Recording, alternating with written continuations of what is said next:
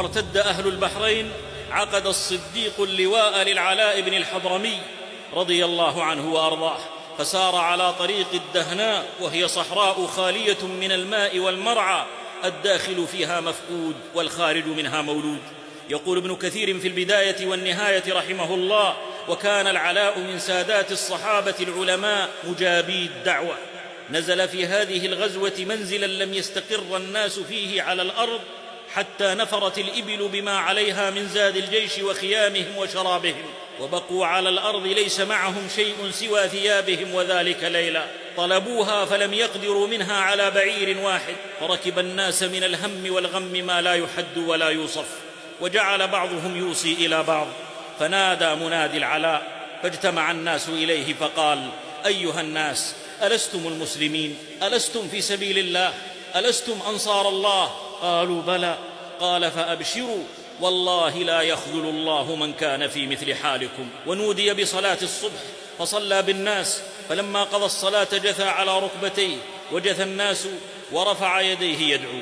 وطلعت الشمس وصارت كالسراب يلمع على الرمال وهو يدعو: اللهم إنا عبيدك وفي سبيلك نقاتل عدوك، اللهم اسقنا غيثا نتوضأ منه ونشرب ونتزود. قال الراوي: فسرنا قليلا فإذا نحن بماء قد أقلعت السماء عنه في غدير قراح، فتوضأنا منه وتزودنا وشربنا واغتسلنا، فما تعالى النهار حتى أقبلت الإبل من كل فج بما عليها، لم يفقد الناس من أمتعتهم شيئا، فسقوا الإبل عللا بعد نهل.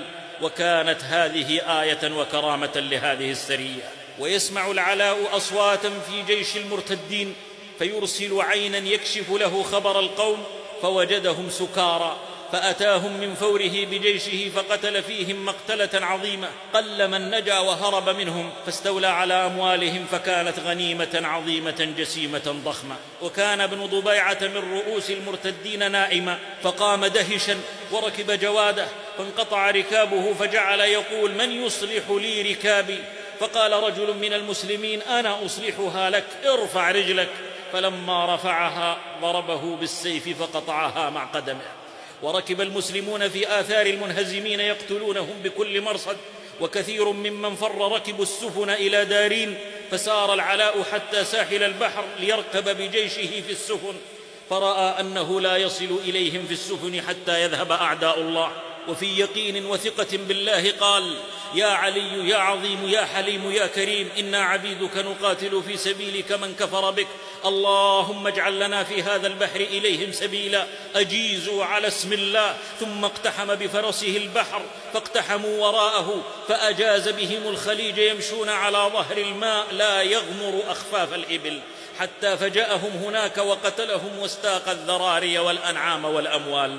وعاد مرة أخرى والماء ما يبل حوافر الدواب. وإن عفيف بن المنذر يقول وهو على وجه الماء: ألم تر أن الله ذلل بحره وأنزل بالكفار إحدى الجلائل؟ دعونا إلى فلق البحار فجاءنا بأعجب من فلق البحار الأوائل.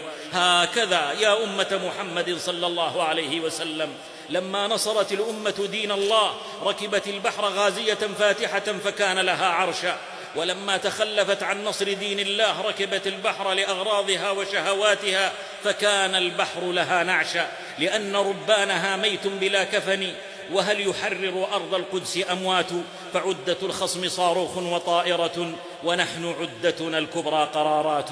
ما تغير البحر ولكن تغيرت نفوس الراكبين، فغيروا ما بكم وإلى الله هلم، فروا إلى الله، وما النصر إلا من عند الله.